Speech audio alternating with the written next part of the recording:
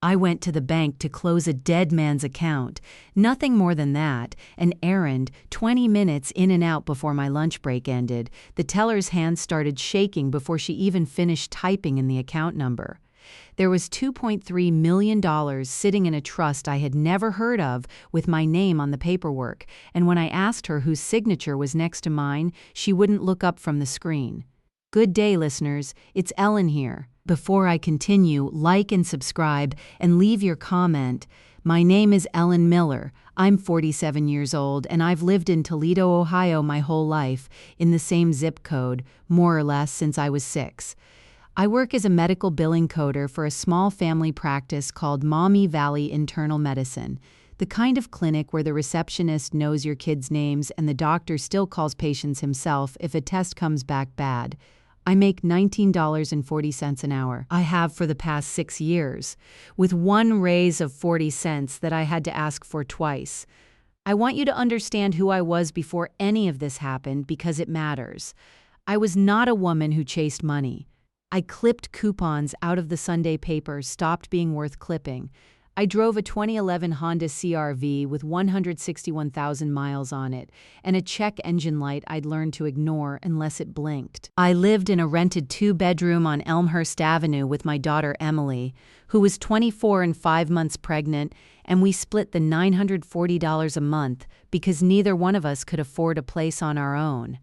I was, by any measure you'd care to use, financially unremarkable, invisible almost in the way that women who quietly hold a household together tend to be invisible. 14 months before the day I'm telling you about, my ex-husband died. His name was Robert Halverson, Bob, to everyone who knew him, and I knew him for 19 years, 11 of them married. We divorced when Emily was 11, back in 2013. And it wasn't ugly so much as it was tired. Bob worked as a mechanical engineer for a manufacturing supplier out on Reynolds Road, the kind of job that paid steady but never spectacular. And after the divorce, he moved to a town called Archbold, about 40 minutes west, where he took a job doing consulting work for equipment companies. We stayed civil. He came to Emily's high school graduation. He sent birthday cards with $20 bills folded inside every year, even after she turned 21, and it stopped making sense. He died of a heart attack in his sleep, alone in a rented condo. And I found out from a mutual friend 3 days after the funeral because nobody had thought to call me. I want to plant something here because you'll want to remember it later. 3 things, small things, the kind of thing you notice and then forget because life keeps moving. The first was that Bob had started, in his last 2 years, sending Emily $100 a month for the baby, except Emily wasn't pregnant yet when he started doing it. He told her it was just in case, someday. She thought it was sweet. I thought it was strange, and then I stopped thinking about it at all. The second was that at his funeral, there was a woman I didn't recognize standing near the back, maybe 60, dressed carefully, who left before the reception without signing the guest book. Nobody could tell me who she was. I asked Bob's brother, Carl, and he just shrugged and said, probably somebody from his work.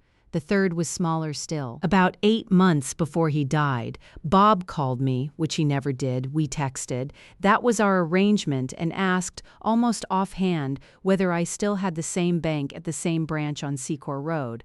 I told him yes, Fifth Third, same one since 1998. He said good, and then changed the subject to Emily's car insurance. I hung up and thought, that was a strange thing to ask, and then I forgot about it for the better part of a year.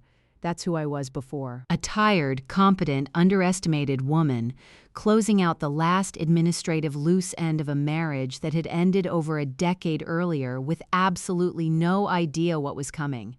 Here's how it started. On a Tuesday morning in April, I got a letter from a law office in Bryan, Ohio, Whitfield and Sons, attorneys at law, informing me that as listed executor of a small estate matter connected to Robert A. Halverson, I needed to appear in person at Fifth Third Bank on Secor Road to close out a joint account that had apparently never been formally closed after our divorce and sign off on final disbursement so the estate could be settled.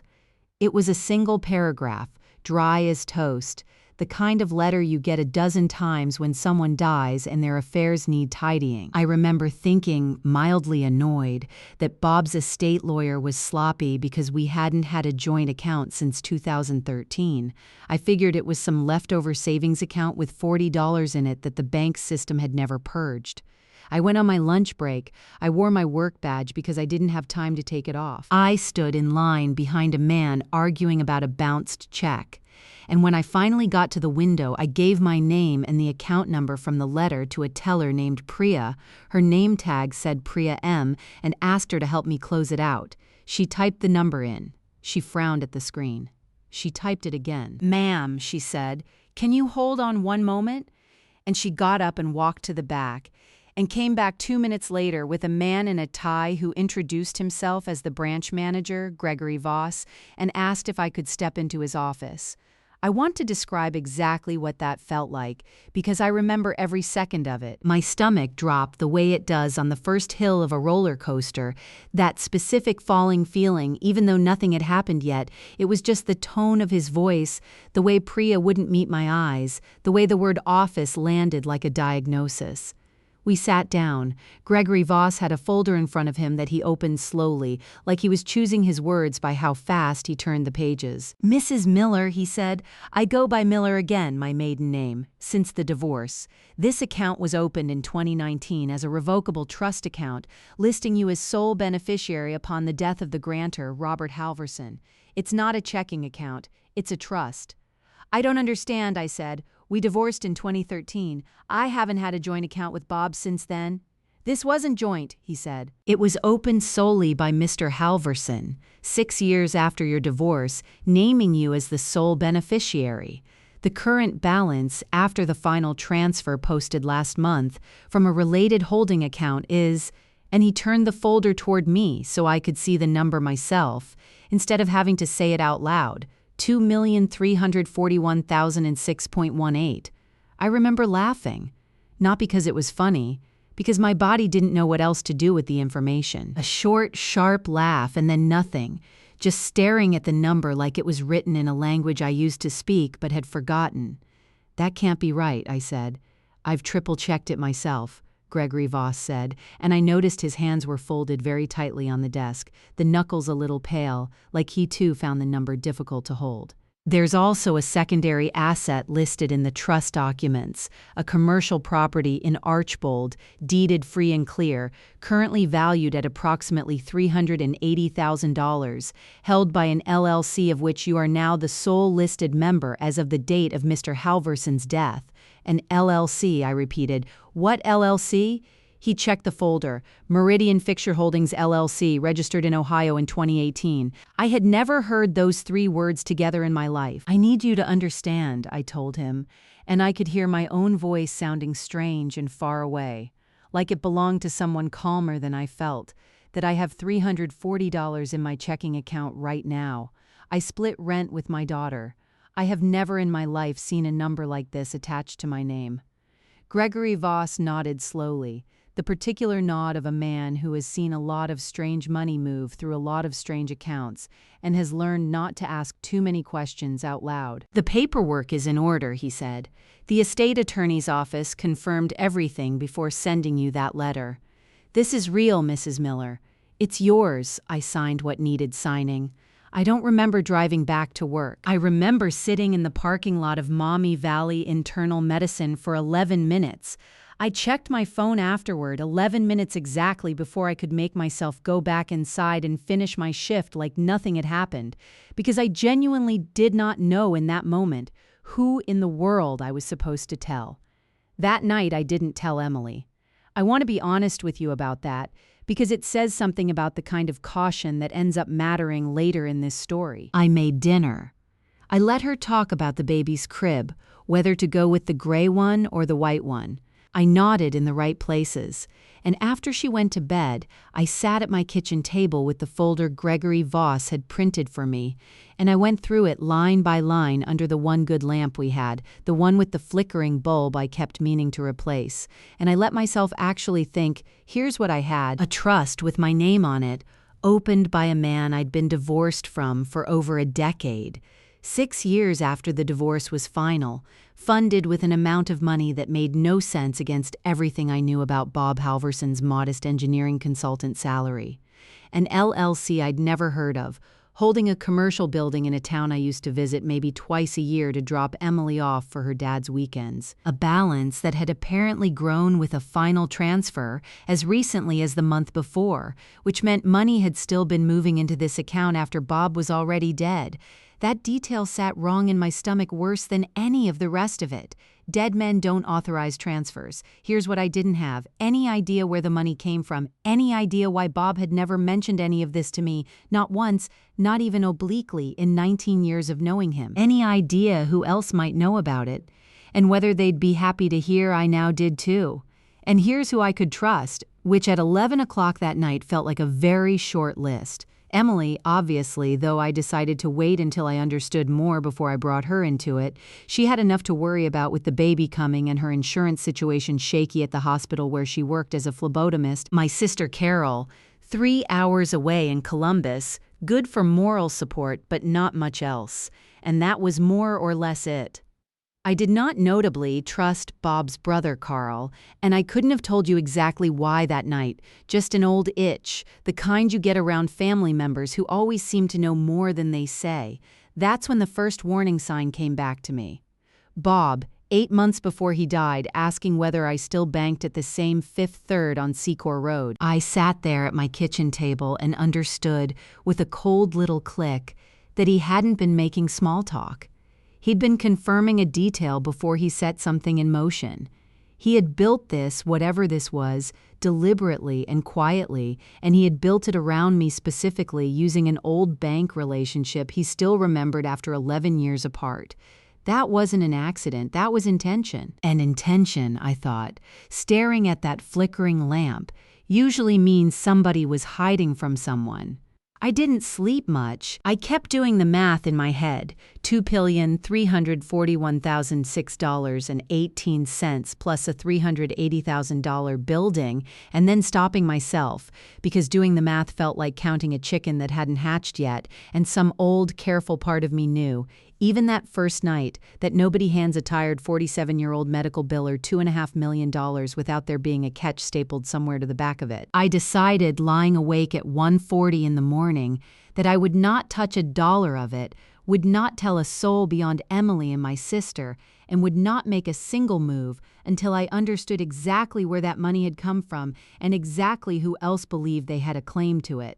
I've never regretted that decision. It is, without exaggeration, the reason I still have any of it today. The next morning, I called the number on the letter and asked for a recommendation for an estate attorney who didn't already work for Whitfield & Sons, because something in me didn't love the idea of using the same firm that had sent the original letter too close to the source, I thought, for something this strange.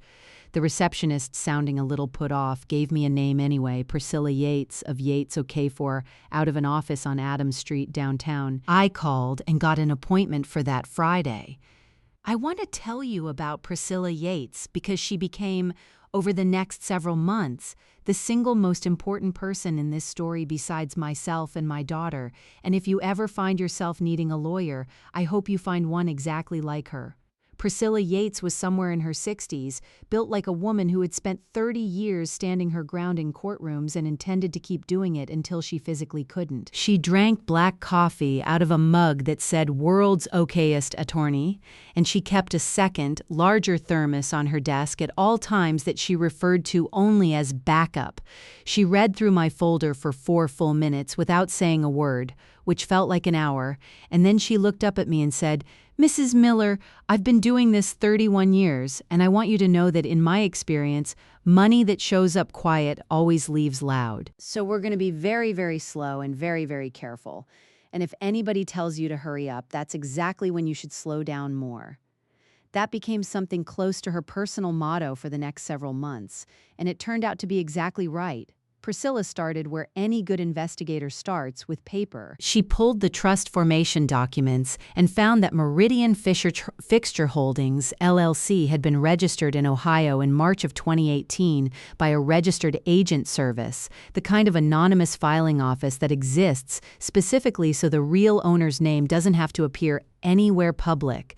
The listed organizer was a man named Douglas Ferry, who turned out, after 2 phone calls, to simply be an employee of the registered agent company, paid $150 to put his name on the form. A dead end, but an informative one. Whoever set this up in 2018 wanted their name nowhere near it. "That's your first real clue," Priscilla told me, tapping the filing with one finger. "People who are proud of their money put their name on it. People who hide their money hide their name too." The second week, Priscilla sent a young paralegal named Marcus to the Fulton County Recorder's office in Wauseon, the county seat nearest Archbold, to pull the deed history on the commercial building. What came back surprised both of us. The building, a squat brick warehouse on County Road F, had been purchased in 2018 for $310,000 in cash, no mortgage, by Meridian Fixture Holdings, LLC. But before that, going back through the chain of title, the building had been owned since 1994 by a small manufacturing operation called Halverson Precision Fixtures, Inc., a company I had genuinely never heard of despite being married to a man named Halverson for 11 years. I remember sitting across from Priscilla's desk with that piece of paper in my hands, feeling something shift under me. "He owned a company," I said.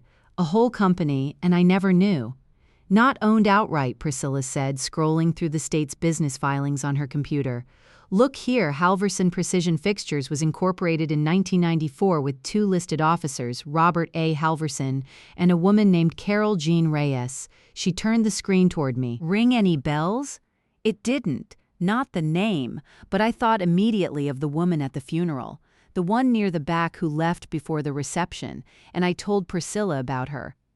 "Could be her," Priscilla said. "Could be nothing. We don't guess, Mrs. Miller. We confirm." And that became the second thing I loved about her. She never let me run ahead of the evidence, no matter how badly I wanted to. It was around this time, about 5 weeks into the investigation, that the pressure started. And it started exactly the way these things tend to start, politely, at first disguised as concern. I got a phone call at work from a man who introduced himself as Kyle Halverson. He said it like it should mean something to me. It didn't, not yet. "I think there's been some kind of mistake with my father's estate," he said. His voice had a practiced calm to it, the kind of calm that's been rehearsed in a mirror. "I understand you've been in contact with a bank about some accounts that belong to him. I just want to make sure everyone's on the same page before this gets complicated." My hands went cold, but I kept my own voice level, a skill I developed over years of calling insurance companies about denied claims, where losing your temper only ever loses you the argument. "I'm sorry," I said. "Your father?" There was a pause.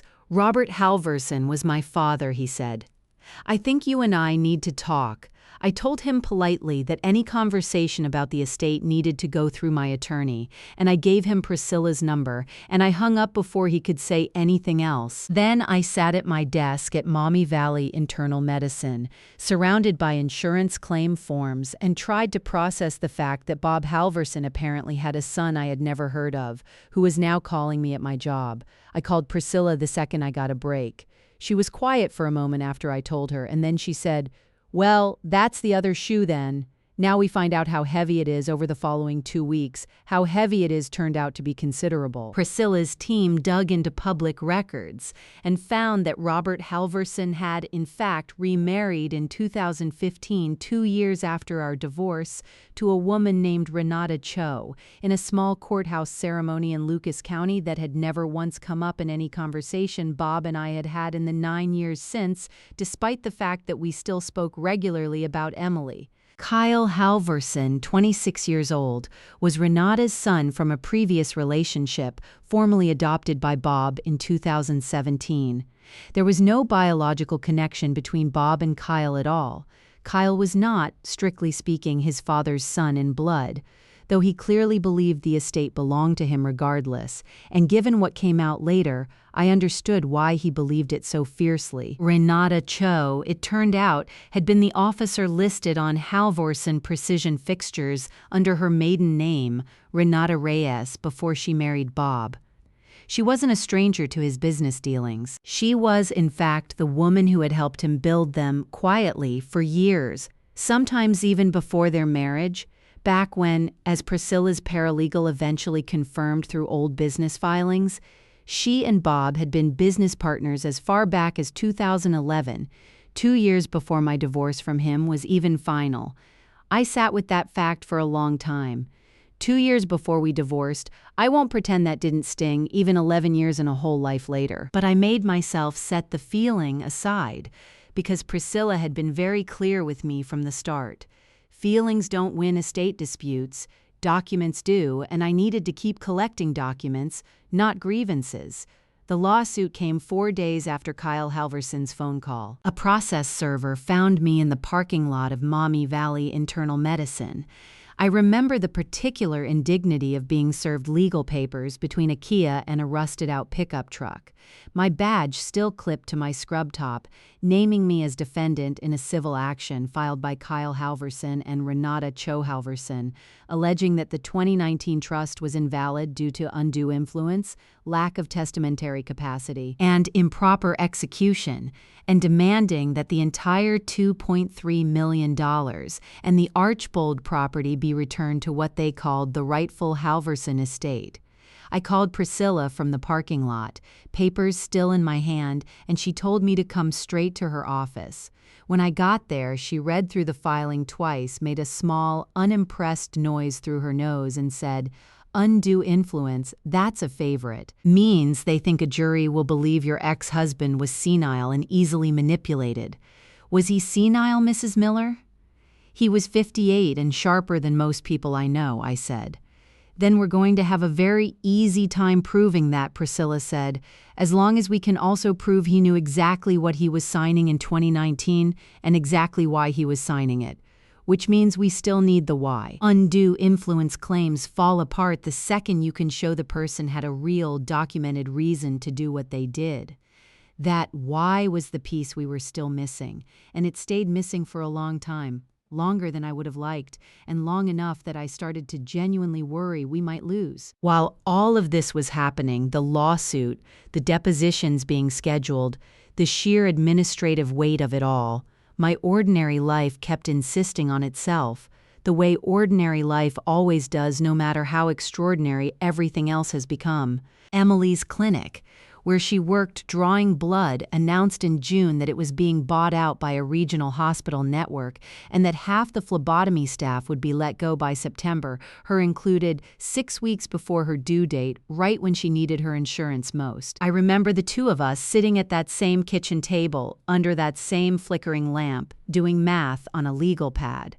Not the exciting kind of math from a trust fund, but the old familiar kind, the kind we'd always done, trying to figure out how we'd cover a hospital bill on unemployment and a part-time paycheck if the money never came through, if it turned out to be a mirage or a trap, or something a judge could simply take away from me with a signature. I didn't touch the money. Not $1. Even then, even with my daughter's due date circled in red on the calendar and her insurance running out in September. Priscilla had told me from day one that spending contested funds could be used against me as evidence I believed I had free and clear title to something that was, legally speaking, still in dispute, and I held to that even when it was hard, even when it would have been so easy to write one check and take the pressure off. The break in the investigation came in early August, almost 4 months after that first shaking-handed teller at the Secor Road branch. Priscilla's paralegal Marcus, digging through old digitized newspaper archives at the Toledo Blade for anything mentioning Halverson precision fixtures, found a small business announcement from October 2012, a single paragraph, easy to miss, the kind of filler content local papers used to run about small manufacturing deals. It announced that Halverson Precision Fixtures, Inc. had been awarded a patent, U.S. patent number, which Priscilla later confirmed through the Federal Patent Office database for a modular tooling fixture design used in automotive stamping lines, and that the company had that same month signed a licensing agreement with a major Tier 1 automotive supplier for royalties on every unit produced using the design. That was it. That was the why. Bob Halverson hadn't gotten rich off some windfall or some shady scheme. He had invented something, a small, unglamorous, brilliant piece of manufacturing hardware, back in 2011 and 2012, while we were still married, and had licensed it out for royalties that, compounding quietly over nearly a decade of automotive production runs, had grown into millions of dollars he had never once mentioned to me. And here's the piece that took my breath away when Priscilla finally laid it out for me across her desk, tapping each document in order like she was dealing cards. The patent had been filed in October 2012. Our divorce was finalized in March 2013. Under Ohio law, any asset acquired during a marriage, including intellectual property, is subject to equitable distribution, meaning that patent and everything it would ever earn should have been disclosed and divided in our divorce settlement. Bob never disclosed it.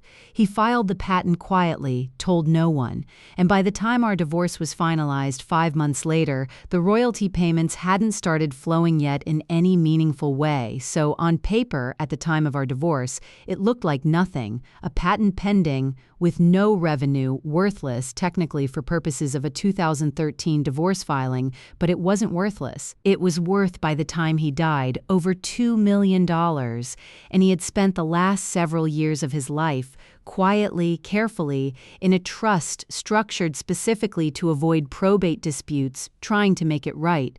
Not by telling me the truth while he was alive, which would have meant admitting he'd hidden a marital asset from me during our divorce, a fact that could have exposed him to serious legal consequences even years later. Instead, he'd built an elaborate, delayed apology, a trust that would only activate after his death, funded by money he'd never disclosed he had, given to the one person the law said he should have shared it with all along. I sat in Priscilla's office and cried for the first time since this whole thing had started.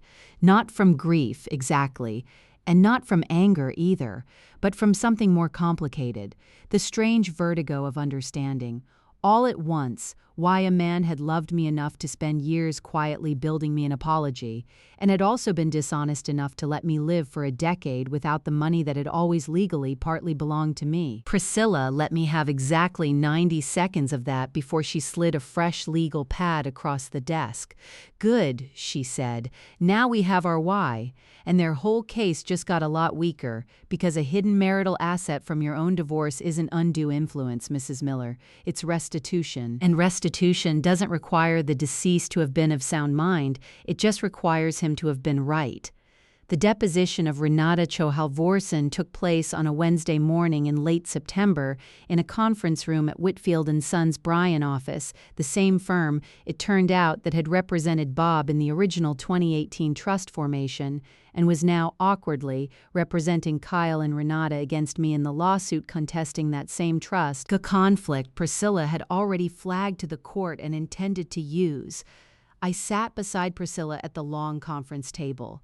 Kyle Halvorsen sat across from us, jaw tight, arms crossed, 26 years old, and clearly furious in the specific way of someone who has always believed a thing was owed to him. Renata sat beside him, elegant, composed, exactly the kind of careful, well-dressed woman I remembered glimpsing at the back of the funeral home 11 months earlier. Priscilla started slow, the way she always did, dates, names, formalities, lulling everyone into a rhythm.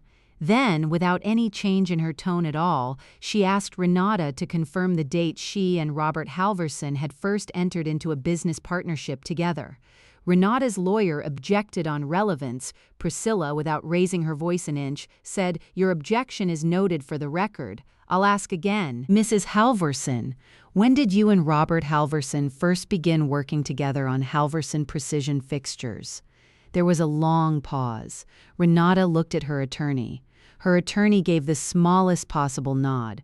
"Proceed, there's no way around it."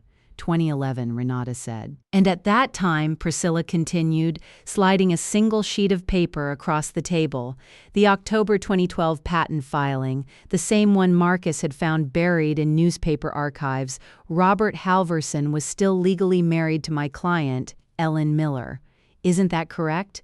"I believe so," Renata said quietly. "And this patent," Priscilla said, tapping the page, filed in October of 2012, 5 months before the Halvorsen-Miller divorce was finalized, was this patent ever disclosed to Ellen Miller or to the court during the divorce proceedings. Silence. I watched Kyle Halvorson's jaw work once, twice, the muscle jumping visibly under the skin. That was his tell, the thing Priscilla had told me to watch for, the physical crack that shows up right before a case falls apart. His mother's careful composure held a beat longer, but I saw her hand resting on the table, curl slowly into a fist, and then deliberately, consciously unclench, like she was reminding herself to breathe.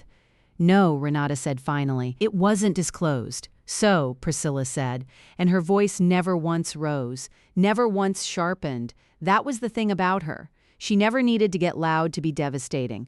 The asset that ultimately funded the trust my client is now being sued over was, itself, an undisclosed marital asset that legally belonged, at least in part, to Ellen Miller from the moment it was filed in 2012, which means the 2019 trust wasn't an act of undue influence on a vulnerable man. It was, at minimum, a partial correction of a legal omission your client's own late husband committed against his ex-wife 7 years earlier. Isn't that a fair characterization? Renata's attorney objected again, more forcefully this time, calling for a break. Priscilla agreed, calmly closed her folder and said, loud enough for the whole room to hear, "Take all the time you need. We'll be here." There was one more piece of pressure I haven't told you about yet, because it came in the quiet middle of the investigation, not at the loud edges of it, and it scared me more than the lawsuit itself ever did.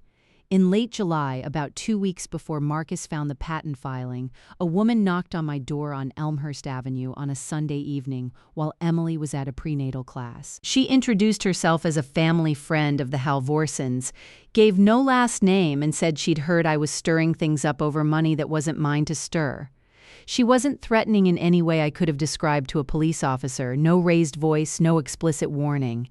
But she stood on my porch a beat too long, glanced past me into the house as if cataloging what was inside, and said, before she left, "Kyle's a good boy. He's been through enough. It would be a shame if this dragged on and hurt people who don't deserve it." Then she walked to a gray sedan parked across the street and drove off before I could even ask her name again. I called Priscilla the next morning, shaking more than I wanted to admit. She didn't dismiss it.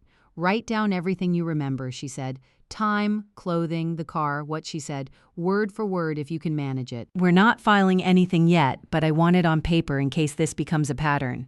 It didn't happen again, not exactly like that. But 2 days later, Kyle Halvorson posted something on a public Facebook group for our old neighborhood, vague, careful, never naming me directly, but clearly describing a woman trying to steal from a grieving family, worded just carefully enough that Priscilla said suing over it wouldn't be worth the time, but real enough that 3 separate people I hadn't spoken to in years texted me asking if I was okay. I didn't respond to any of it publicly. Priscilla's advice was blunt, and I think correct. Every word you say online becomes an exhibit. Silence can't be used against you.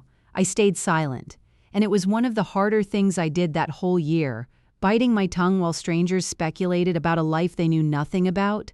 The financial pressure was its own kind of quiet threat, too. In August, right as Emily's layoff notice arrived, Kyle's attorneys filed a motion asking the court to freeze the trust account entirely pending resolution, which would have meant I couldn't touch a dollar of it even for legitimate expenses while the case dragged on, possibly for a year or more. Priscilla fought that motion hard, arguing that freezing an account I had never once drawn from during the entire dispute was punitive rather than protective, and the judge agreed, denying the freeze in a 2-page order that Priscilla kept a laminated copy of in her office for luck.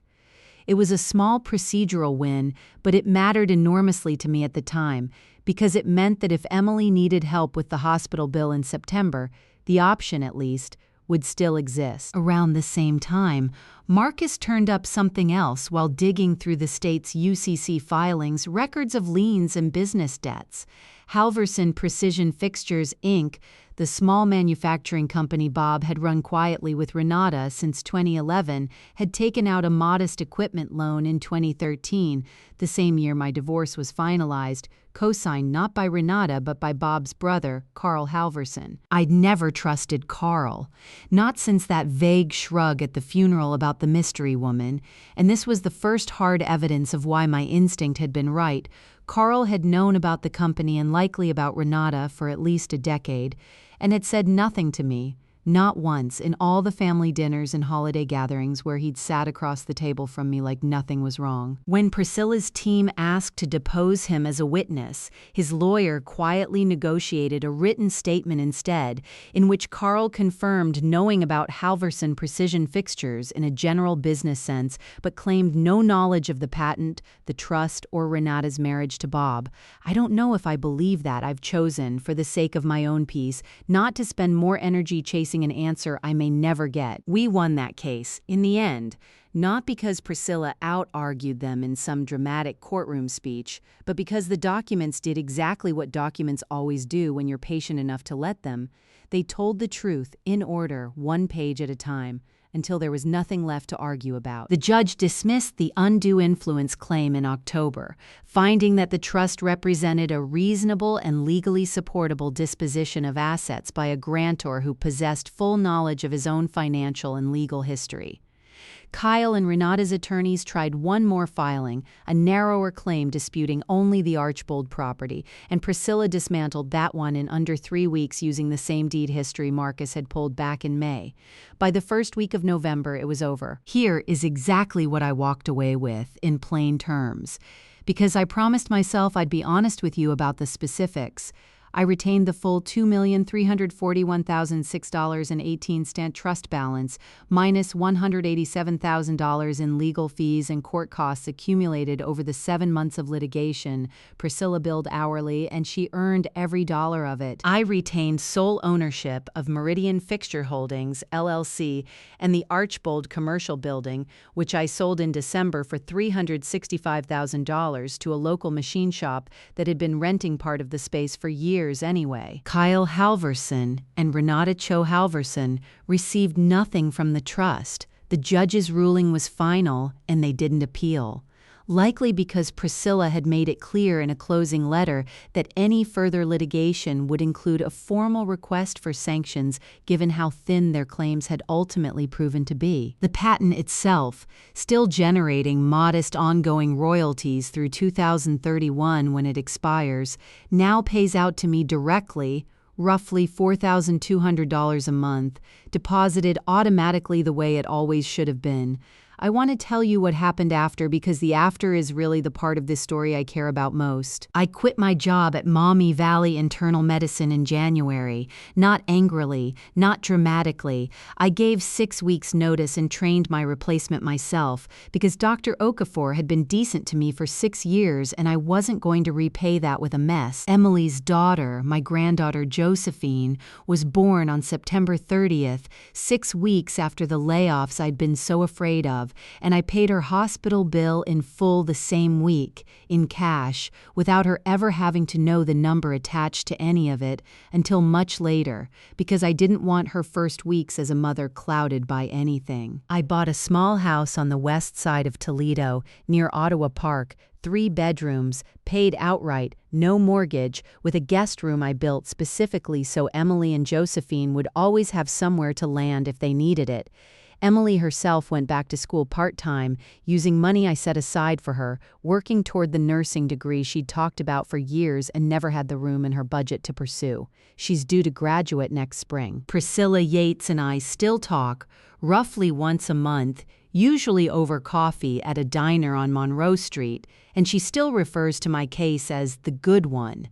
The kind of estate fight, she says, that reminds her why she does this job instead of retiring to Florida like her husband keeps suggesting. I hired her, formally, as the family's retained attorney going forward, which she says is the first time in 31 years a client has kept her on just in case, and she seems genuinely touched by it, though she'd never say so directly.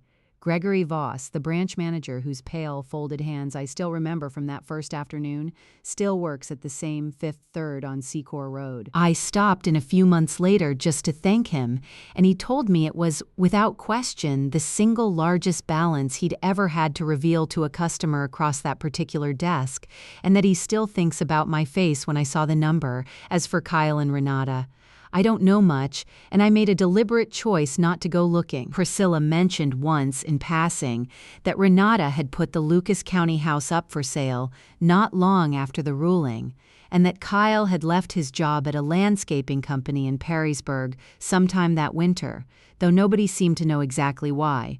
I felt, when I heard that, less satisfaction than I expected to. Mostly I just felt tired and a little sad for a family that had spent so long building a life around money that was never fully theirs to plan on. Gregory Voss called me, unprompted, the following spring, just to let me know that Fifth Third had changed their internal disclosure procedure for large trust reveals after my case.